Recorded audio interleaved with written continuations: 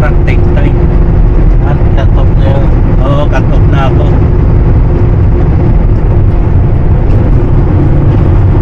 Ayan. Kaya natapos ko pa rin. Ang problema, dalawa, tatlo yung pang-ikot ng ng flap, yung dila ng trailer ng trapal. Naiwan ka pa pala yung isa doon sa Ryerson. Oo, naiwan ko. Kaya ang tagal ng trabaho ko dahil antayin ko muna matapos, ibababa ko ulit yung dila. Sabi ko, kulang ninakaw yata yung nag-isip ako. Kasi alam ko, naligpit ko eh. Sabi ko, try ko balikan sa Ryerson. Andun nga. Saan ka nag-deliver? Oo, kung saan ako nag-deliver nung nakarang araw. Binalikan ko talaga. Pero maano lang naman, nasa 10 kilometer lang away ako. Doon sa pinikapan ko. Dadaanan ko pa rin pabalik. Alam the way pa rin. Oo, along the way pa rin. Tawa na tawa yung mga buti. Mababait mga tao sa Ryerson eh. Niligpit nila tinabi. Kaya thank you sa mga staff ng Ryerson. At doon sa La Parts, okay rin, mababait sila doon, hindi nila ako napura. Then shoutout nga pala kay Gilbert Briones. Nakasalubong ko lang siya. Palabas din siya ng planta. Ako papasok. Huminto, bumarada talaga siya para mag-meet niya na ako dahil matagal na pala siyang nanonood daw sa akin. Sabi niya, okay kuya, kahit yung mga vlog mo okay, hindi naman siguro ganun ka quality, pero may laman, may aral ba? May aral. Then yun, shout out din kay Brian at kay Bonner na pumasyal sa akin. At kay Jay doon sa Calgary.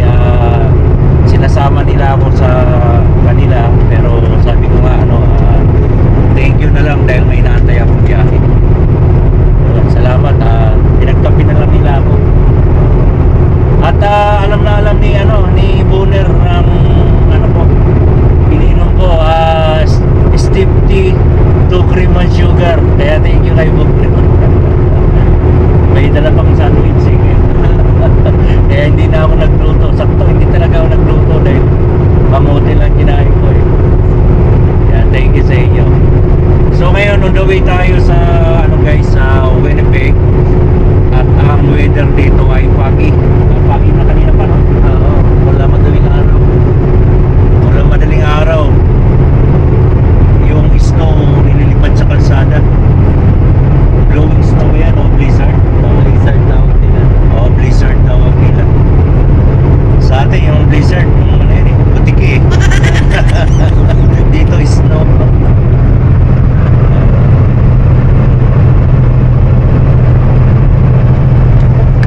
So naka-idlip na ako dahil si Stay Positive ang nag-drive mula kanina.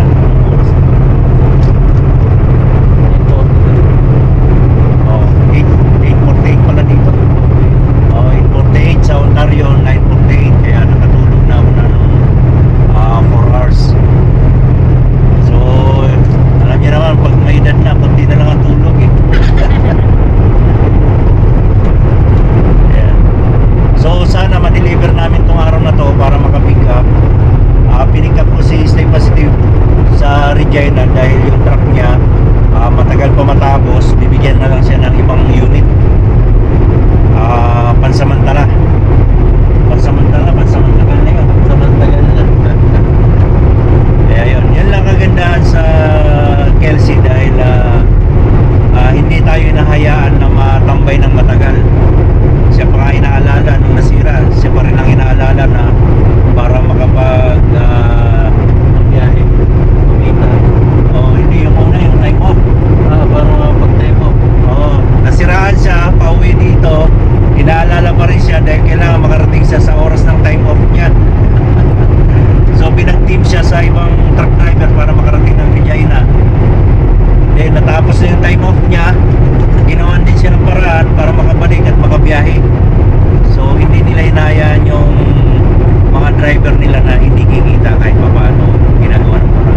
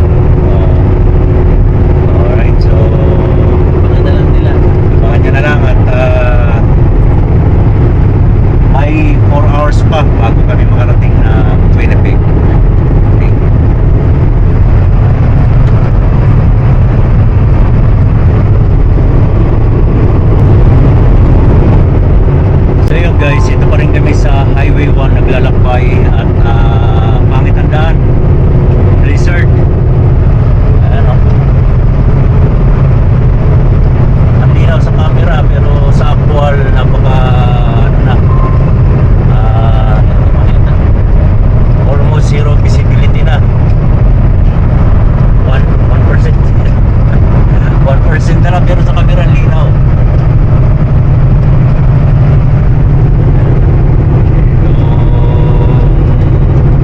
Yung driver pa naman natin, apat mata.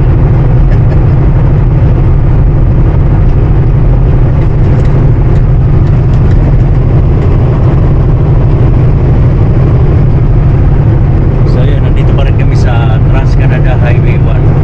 Ilang kilometer na lang? 200 kilometers sa Deliveran. Well, 200 kilometers hanggang Deliveran. Nasa 2 hours pa ang biyahe namin. So, estimated yan. 130 na to. 1 o 1:30 to 2 p.m. Nandun na kami makapag-deliver.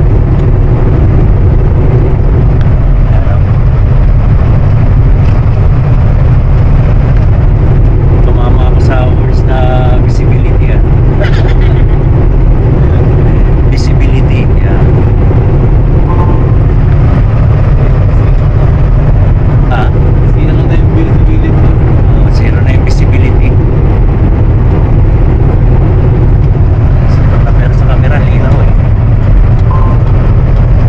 Pero yung dark na yan guys, ano yan, snow. Snow blowing.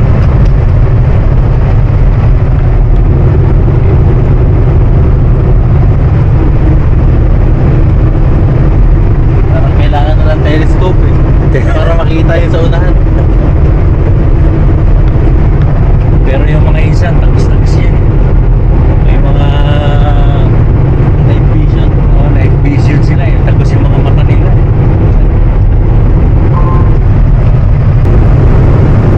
So guys, nandito na kami sa Winnipeg. So, malapit na yung ano namin. Nasa 14 minutes na lang.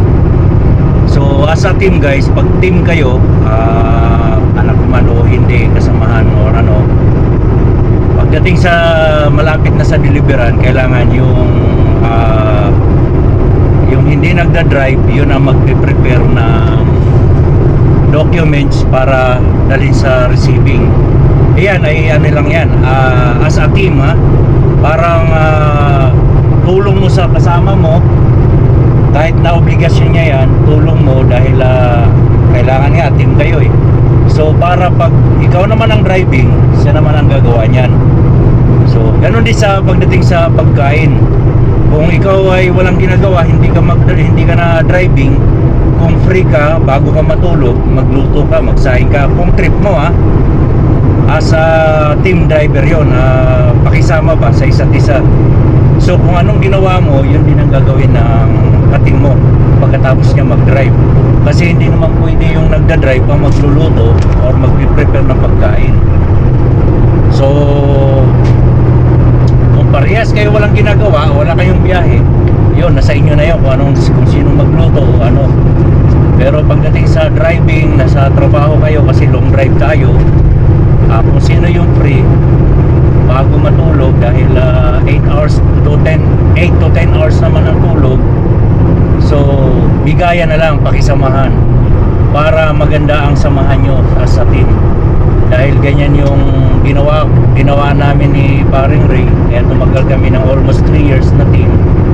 Dahil bigayan kami, kung ano maging problema sa trabaho, kami na lang nag-uusap.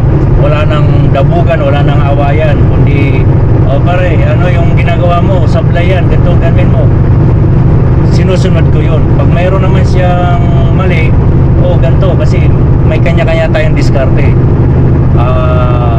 para walang mabulilyaso sa inyo. Kasi bulilyaso ng isa, bulilyaso yung dalawa yun, kasi team kayo, kaya bigayan talaga. Ganon ang team, hindi pwede yung kanya-kanya kayo. Luto niya, kain niya, luto ko, kain ko, trabaho niya lang. Hindi pwede ganon, kasi hindi magiging maganda ang samahan nyo. So kung may problema man sa trabaho lang, pagkatapos nun, kaibigan ulit kayo. Ganon lang yan, walang samahan ng loob. So ganon lang guys Ngayon ready na ako, naka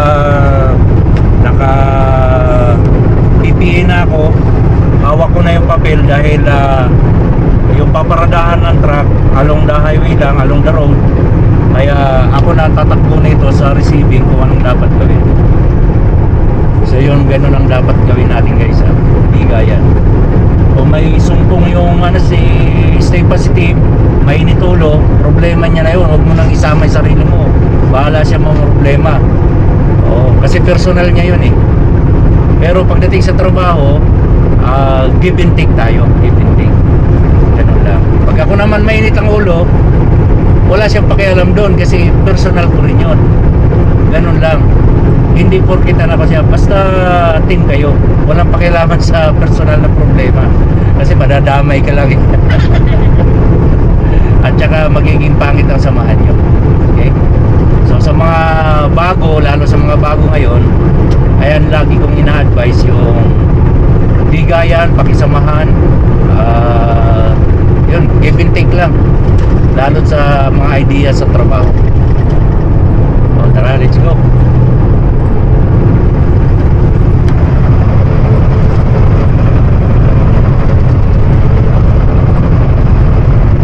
Pero pag mga may edad na, alam na talaga yan, mainitan ng ulo, kaya pagpasensyahan nyo na.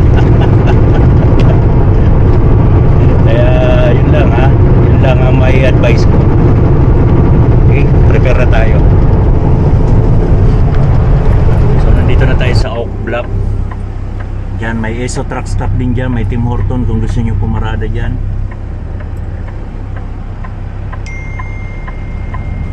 Oo nga pala guys, yung naging katim ko dati magagaling silang magluto. Yun ang isa sa pinaka-advantage or swerte mo. Kung hindi ka masarap magluto at sila masarap, pabor sa'yo yun. Pero tutulungan mo pa rin na mag-prepare habang nagda-drive siya kasi meron talagang tao na mahilig magluto.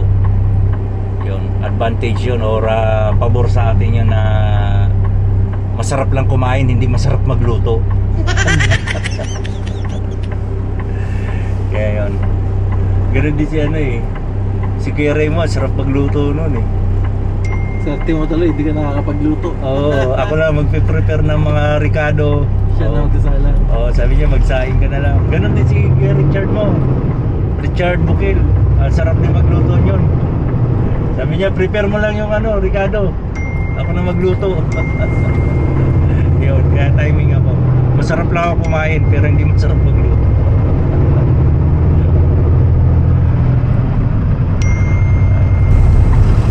Higit naman kasi side by side ang ano. So, nandito na kami guys sa Deliveran. Ito na sa job site. Parang Lafarge din to. So ito na yung gamit natin guys, power tool para mabilis. Okay, so bawal tayong mag-vlog doon kaya umpisa mamaya na lang. Tatapusin muna natin itong trabaho na to. Alright, so basta ito pinakita ko na may power tools kami para mas mabilis ang trabaho. At complete PPE dito guys pag nag-deliver. Okay? So yung guys, napakabilis namin buksan itong itong roll tarp na to. Ito yung lock eh. So ganoon siya kabilis. Diba? Ayun yung power tools natin na sa ibabaw. So napakalaking tulong talaga. So nandito na kami sa dinala yung load namin. Pinasunod kami dito sa mill daw. Ito, ang laki ng planta nila. So doon tayo papasok sa building na yun.